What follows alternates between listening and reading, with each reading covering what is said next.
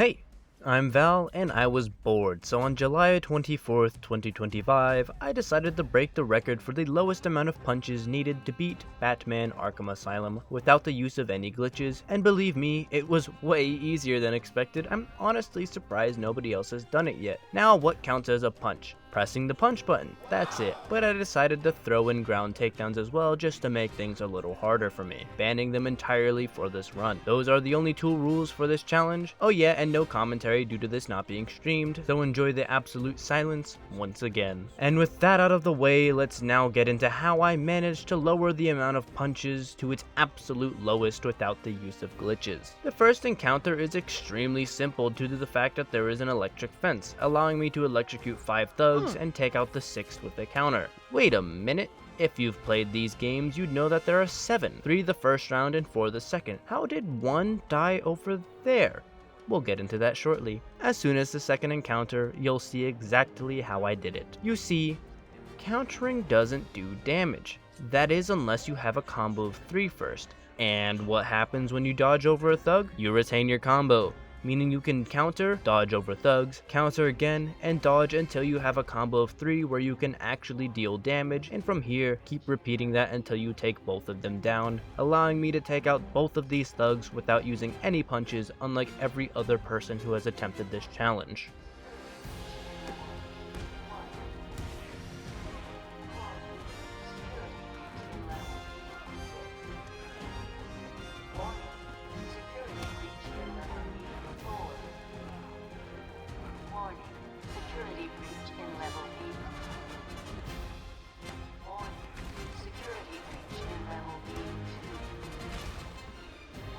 Continuing taking out Zaz, just like any other playthrough, is done simply with a silent takedown, which, as said before, only ground takedowns are banned. From here, just like any other playthrough, I skip saving the guards just because I don't feel like helping them, as well as don't take out this last thug as it's essentially a ground takedown. I was feeling good, too good to the point to where I didn't take out these thugs with the fence using the exact same method of counter dodge until they were taken down, falling victim to their own strikes.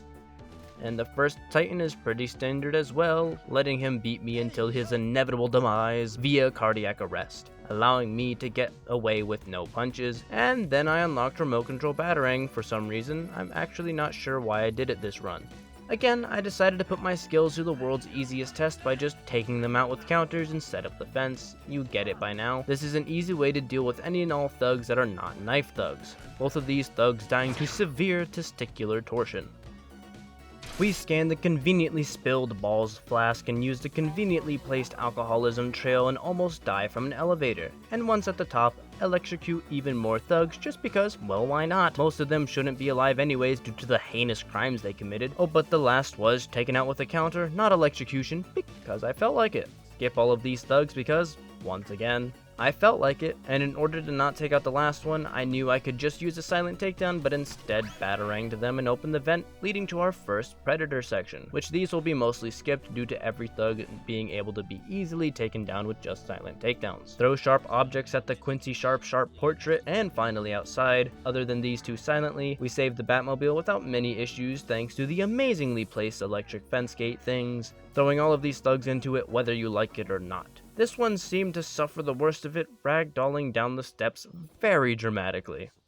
Opening up the trunk, we unlock a gadget which truest potential does not come until later in this run, aiding greatly in keeping our punches as low as possible. Inside the hospital, we must save the doctors via a Predator section, which, as stated before, will be mostly skipped. And on our way to saving the first, we meet 2 thugs, and instead of dealing with them with the gel, I decide to use the same counter dodge method, eventually taking out both thugs, and same goes for the 2 inside the room with the doctor.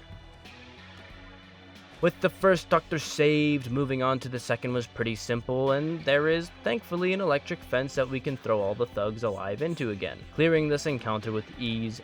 And for the third, there are 3 thugs outside guarding her, and still not feeling like using gel, dispose of them with just counters. And inside, use just 2 explosive gel, and we are out of here. Here it is, our first thug we cannot take out with just counters. Now it's time for Gel to make its true debut, letting us commit crimes we really shouldn't be able to against a thug until he eventually just dies from all of the explosions. Then we accidentally throw a batarang at this thug while I'm inside the elevator, and just like most of my other challenges, most of the Scarecrow sections will be skipped. Why? Because they add nothing to the challenge. There are only a few key moments in them that are actually worth highlighting. Other than that, nothing to note with them.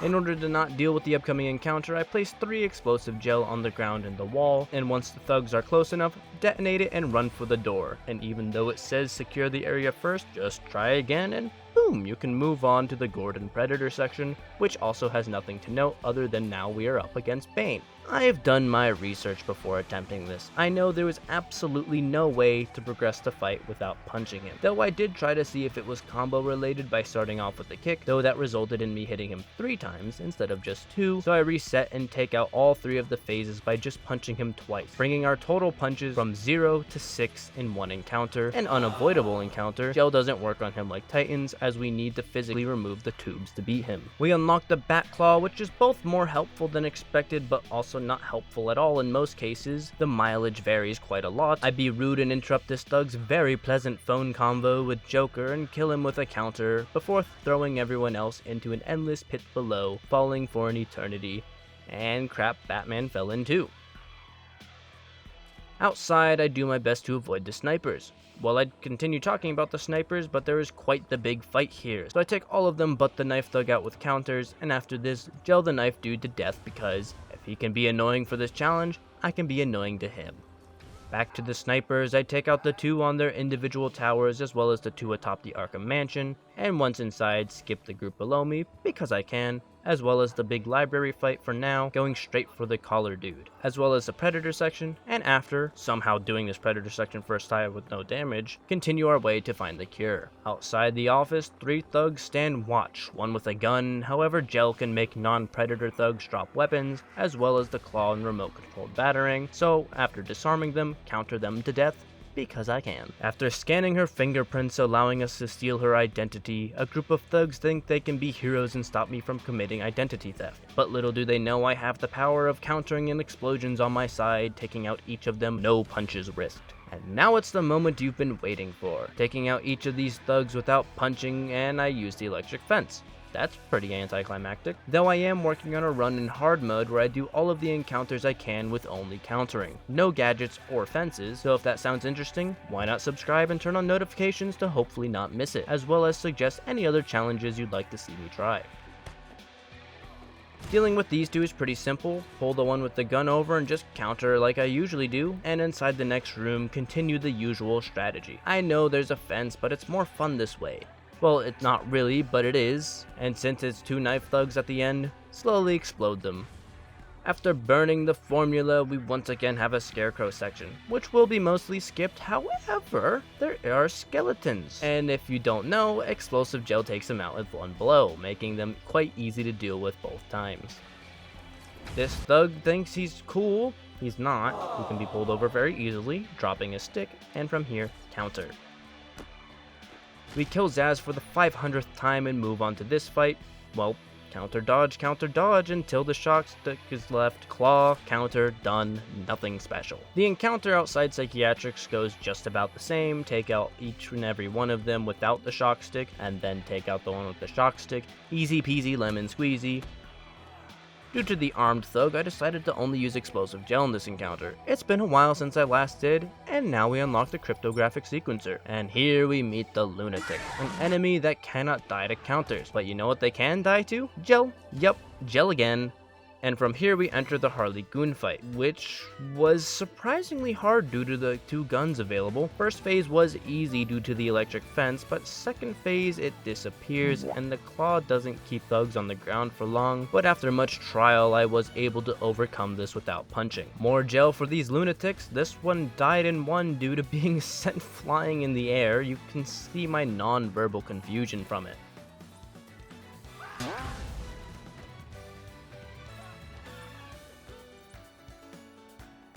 I save the cops, blow up another lunatic, throw this one down a flight of stairs, and enter the second Harley Goon fight, which was a cakewalk in comparison, as there are gaps in the fence so I can just claw them and they fall to their death, or get electrocuted, whichever you feel like they deserve.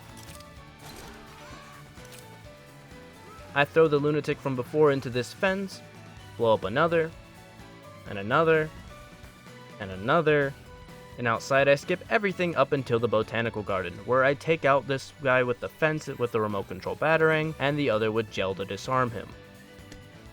I skip this Predator section by going straight for the power. Some of you might be like, why do you show this every single time? Well, you never know who's going to watch. Some people said they have learned new tricks from my videos, so if I skip over and not say how, maybe a new person won't get to know how it's done. This fight was also a bit of a doozy due to the knife guy and the stun stick, making it a little more difficult than it should be, but overall, not too bad of a fight. Then I skipped the rest of the Predator section by just gliding over top.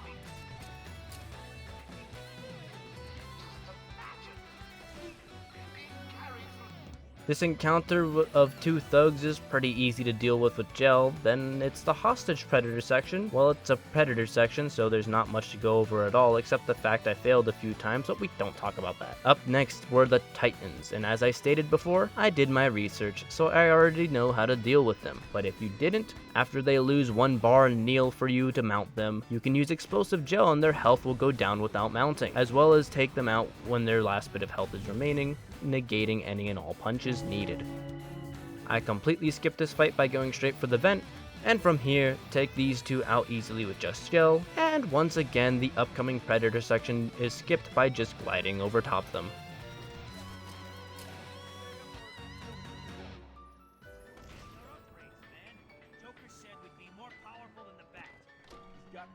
There's quite literally nothing to note up until the next Predator section, but even then, it's pretty easy. Well, it's not easy because I failed way too many times. Took me 10 minutes of being stubborn just to get the terminal without taking many of them out, unlike a normal person. But after this, it's our final Scarecrow section, which only has a few things to note. Again, there are skeletons. That's it. Use gel and they're dead. This also applies to the fight at the end because all three phases can be defeated without a single punch. Pretty good stuff. You can skip this small encounter with the proper upgrades, however the group underneath is kinda dumb. Like super kinda dumb.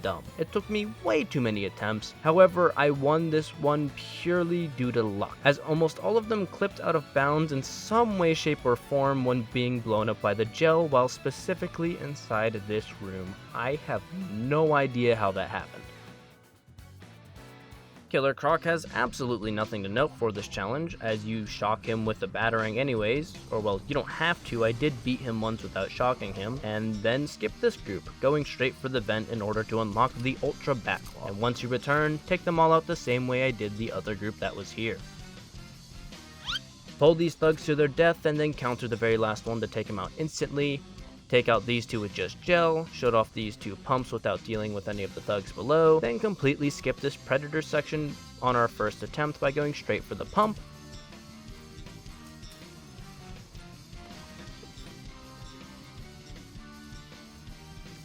And once it's off, just leave. This Titan fight actually went surprisingly smooth for once. Take out all the thugs whenever the Titan charges, or use the Ultra Batclaw to pull them into the fence, then lower the Titan's health with gel each time. Pretty easy, the first time I did this encounter without dying. We get shot in the butt trying to get the Ivy, and then skip these two. Well, I failed, let me try again. Then skip these two going straight for Ivy, and Ivy herself does not require any punches or even counters, so I'll skip over her. And of course, I party with the thugs, knowing I'm just moments away from lowering the absolute lowest amount of punches needed to beat Batman Arkham Asylum to its lowest without glitches, a world record.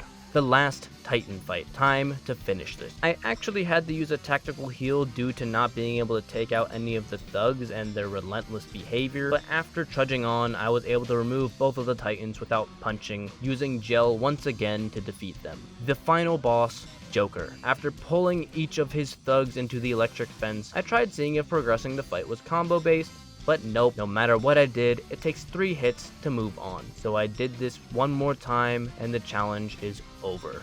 12 punches is what it takes to beat Batman Arkham Asylum. Now most of you don't know this, but one other content creator also got 12. So how is mine the world's lowest? The content creator being Josh v Josh, well, they counted punches based off animations, not based off button presses. So realistically, their count should have been 14, but only counted 2 per phase for Joker instead of 3 because they were kicking at first. Anyways, I've been Valstracuga, thank you for watching, have a good day and a good night.